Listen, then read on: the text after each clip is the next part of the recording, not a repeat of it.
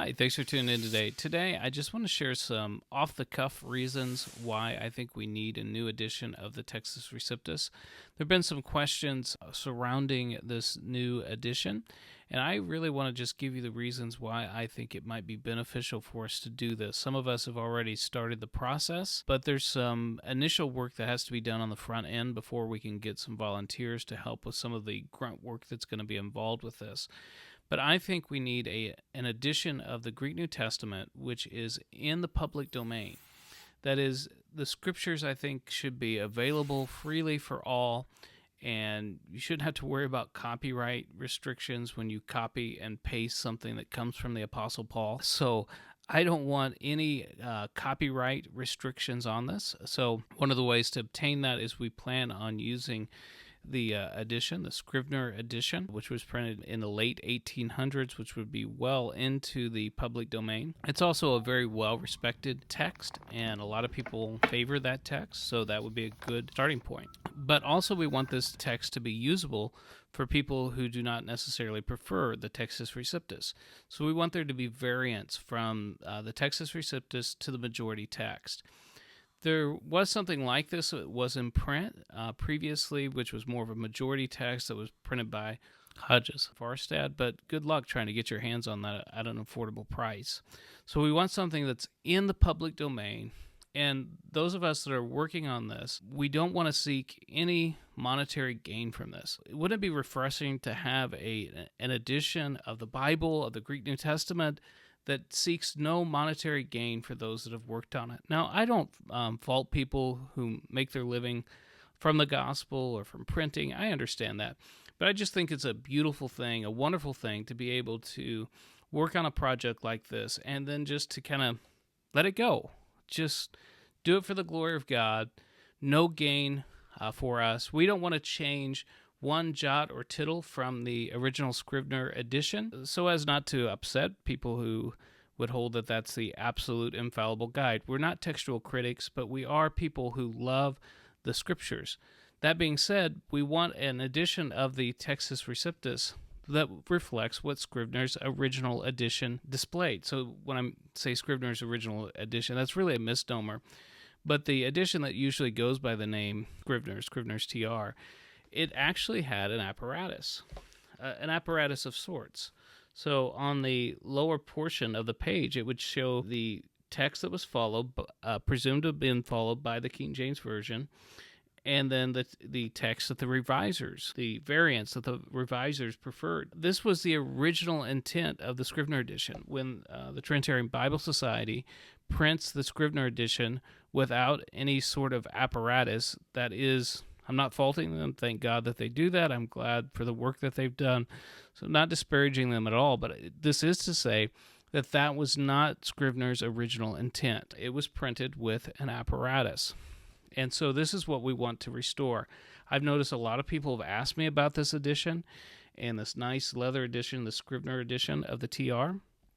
And no one, we've been able to recover, since I've posted a video on this and did a review of this Greek New Testament, 2 people who are familiar with this channel have been able to purchase one. But it took a lot of effort, at least especially for one person, to get this edition. I want this Greek New Testament, this edition, this TR edition, to be available and also to be able to see the variants, because this is valuable. Even if you are like a confessional text person, let's say, for example, I think it would be valuable to know where your Textus Receptus differs from the critical text. I think that would be valuable information, just from a apologetic standpoint, if you want to defend the TR. Let's say you prefer the critical text. You have to at least acknowledge that the Textus Receptus had a role in the Reformation. It's a historic text, and you can easily recover your preferred readings by comparing an apparatus. So we want to continue in the same vein as Scrivener himself. What a lot of people don't realize is that this edition of the Textus Receptus does not contain the decisions of Scrivener himself. That is, the main body of the text. There would be portions in the main body of the text that Scrivener himself would not agree with. Scrivener developed or let's say, I don't want to say developed, Scrivener edited a text that reflected the decisions of the King James Version translators and then put the variants at the bottom. Now, what we're doing is we're continuing in Scrivener's same vein. So prior to that work that I've held up here a couple times now, he made this edition. This is a Stephanus Greek New Testament, but Scrivener did a lot of work on it to show, this is Stephanus TR, to show the variance between the various critical editions and the TR. So the main body was the TR, and then in the apparatus, he had variants there. So this work, one of the reasons why it would be nice to continue using a Scrivener text is because it continues the very work that Scrivener started. So Scrivener did not hold the same textual position that Westcott and Hort did, but he wasn't exactly a what we might call like a TR onlyist or something like that. I'm not trying to use that term pejoratively. I'm just trying to get an idea across. Scrivener and, in fact, Dean Burgon himself. This particular edition was printed by the Dean Burgon Society. Scrivener and Burgon both acknowledged that there were places that the Textus Receptus might need correction. Now, for the purposes of this project, we're not taking that kind of position. Some people who might work on this project might hold to that. I myself might have some issues where I say, let's look at some of these places in the TR. But that's not the position that we're promoting. We don't want to change one jot or tittle from Scrivener's text. We just want to present a text that's usable and helpful to people. We want it to be available. We also want a text that's readable. The Trinitarian Bible Society TR edition, some people are going to like that font. Personally, and in the eyes of some of the people who are going to be working on this text, it's not a very pleasant font to read from. So we want it to be beautiful, readable. We want it to have wide margins so that this is a text that you can take notes from, you can read devotionally, that you can get insights from. I want it to have a good binding, a nice sewn binding, so that if you want to get it rebound with leather or something like that, it's very amenable to that. Meant to last in the tradition of Scrivener himself, wide margins and no profit margins. We're not in this for the money. Now, obviously, it's not that we can give this away for free, but maybe we could sell it for cost.